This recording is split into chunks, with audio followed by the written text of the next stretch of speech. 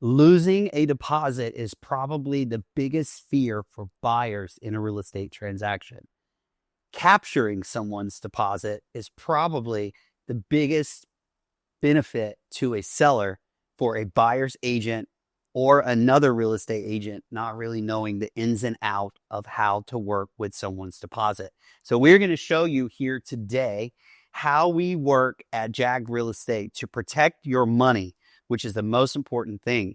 Making sure that not only we follow the timelines that we've agreed to, but also that we're giving you enough time before the due dates on these timelines so that you have an opportunity to make a smart, educated decision. This is a purchase agreement. So when you're getting ready to write an offer on real estate, your agent is going to be populating this paperwork for you so that you understand what you're doing to buy this house. And they're going to go through it piece by piece for you. This is the offer that you're submitting. So it's very important that the agent knows everything about this. What we have here today is the California Association of Realtors Residential Purchase Agreement. This is what it looks like if you're a buyer in California and you're going to be submitting an offer. So the first page tells you who the seller's agent is, who the buyer's agent is, if agents can represent both a buyer and a seller, which they can, and what the seller and the buyer's responsibilities are. I wanted to show you this because I want you to see how many different pieces of information have to be entered into here and toggled through by the real estate agents. If you look right here, the initial deposit amount is listed right here. This is like your balance sheet. So the amount that you're going to pay for the house is here, how you're paying for it, how many days, all that stuff goes out here. But this is the biggest transfer of money that happens in the real estate transaction, usually within the first 3 days. It is also the thing that makes most buyers and most sellers nervous, because if somebody is not putting that deposit down, there really is no transaction happening, because the deposit is considered consideration, and you do not have a valid contract unless consideration has been received. In California, we use escrow, which is a third-party organization that collects documents, data, and financials from all parties involved and works through their own agency, much like an attorney does in many other states. So let's say we're going to put a $25,000 deposit down here, right? It has to be within 3 business days of the offer being accepted. And most people want it by wire transfer so that they can track it, okay? Let's move on through this contract so I can show you all of the ways that that $25,000 is protected and the timelines that must be understood to protect that cash. So right here on this page, we have the seller payment to cover any buyer's expenses. We have contingencies here, and the contingencies are the most important thing for a buyer and a seller because they set the timelines in the transaction. So you can see here that your loan is a contingency, your appraisal is a contingency, the investigation of the property is a contingency. Also, informational access to the property, insurance, reviewing seller documents, the title report. All of these are ways that your deposit can either be given to a seller because you or your agent mess up during this timeline here in the transaction, or a way that you could back out as a buyer and take your deposit and move on to another property. But the most important thing to notate here is these timelines are how agents win. So these deadlines right here, 17 days, 18 days, 10 days, whatever you write in, this is telling the seller and the seller's agent how you and your agent as a buyer can perform. Plus, you're adding all of that money in. So this is really where a real estate agent can earn not only the trust of their client by protecting your money, but also by negotiating these timelines using their vendors and people that they partner with over the years to tighten these timelines up so that you can close escrow faster. A lot of sellers want to close faster nowadays because maybe they're moving into another property, or they want to put the cash in the bank and let it sit for a little while before they buy something.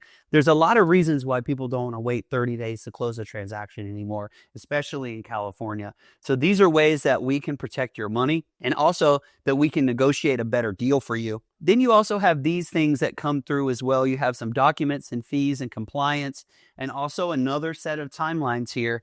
This is usually more for the seller. This is information that the seller is going to have. And then when you come down here, here are more ways that you can back out with your deposit and move on to another property if you're not satisfied with the property that your offer's been accepted on. So these are items that are going to get transferred. These are considered chattel, so they're not necessarily a part of the property. So you have to write some of these out, click these off, and then here's some more of the disclosures that you're going to get. You're going to get a natural hazard disclosure, which is going to tell you everything from like where the closest gas station is to your house, if there's any hazardous chemicals in the area or plants. Where I grew up, there was a paper mill. We called it the paper plant down the street. So you would know about that in California, how close those places are to you. You also get wildfire disclosures and reports. You can find out about smoke alarms. Transfer tax fees, city tax fees. Taxes are a way that you can back out if you're buying a property and you're not satisfied. Maybe you get your taxes from your lender and you're like, this is way more than I thought it would be. Those also have timelines on there. You have a title insurance policy. You also have any kind of HOA transfer fees if you're buying a condo, HOA certification fees. Let's say you don't like some stuff that's in the HOA documents and we're at day 10 of the contract. You can back out and get your full deposit back. That's why these are important to go over and important for people to know.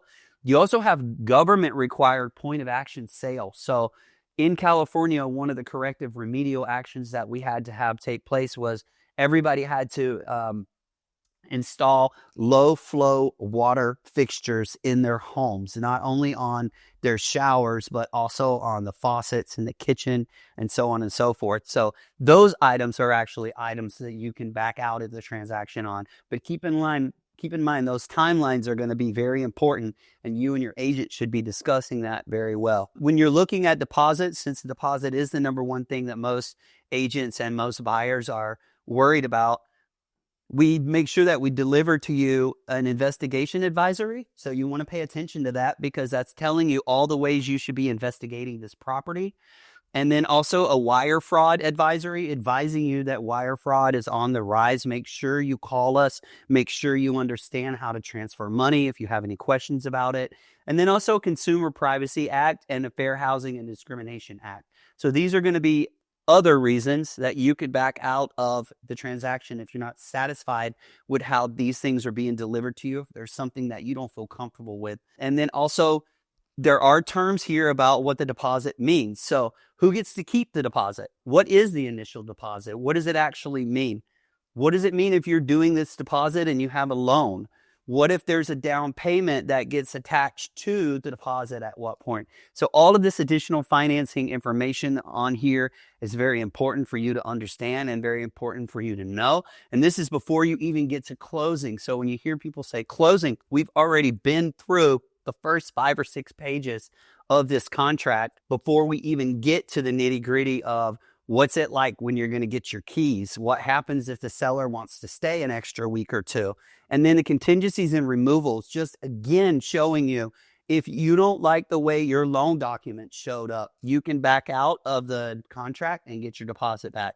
If you don't like the appraisal, the way the appraisal showed up, you can back out and get your deposit back. If you don't like the investigation of the property, if you don't like the insurance of the property, if you don't like the HOA of the property, right there, condominiums and developments, disclosures. These are all ways that you can get your deposit back. So even though it is the biggest concern of a buyer is like, what happens? How am I going to lose my deposit? I think the last time I counted, there are about 17 just bullet points on ways that you can back out and get that full deposit back. And then it even goes into like super, super detailed information about garage door openers, remotes, like all of this stuff that you would never think about is right here on this first page of your contract, the first set of pages of your contract. And it's very important that you read through this and that your agent actually go through it and explain it with you if they are able. Also talks about disclosures that get delivered. You have a transfer disclosure statement that goes from a seller to a buyer. You have statutory and supplementary disclosures that are required by the state of California. We talked about the natural hazards. We have lead disclosures. We have fire lane or fire area disclosures. We have flood zone disclosures. We have electrical system disclosures. Your money is protected. Your home is protected by this contract. It's very important if you're a buyer that you know you are hiring an agent who could read through this contract left and right, back and forth, and manipulate the timelines to make you look the best. You do not have to have the most money in a real estate transaction when you're competing against other people to win a home. You have to have the best agent. That is what's really going to help you. I have beaten multiple offers of all cash before, even purchasing my own property, because I know how to populate and manipulate these timelines so that everything shows that I'm just as good as cash. And that's what we want our buyers to be aware of too. That is our job, is to make you look like you just walked in the door with $400,000, $500,000, $600,000, $700,000 in cash to buy a property. And this piece of paper right here, this contract is how we do it. And that's how we protect your deposit and make sure that you win when you're writing an offer for real estate.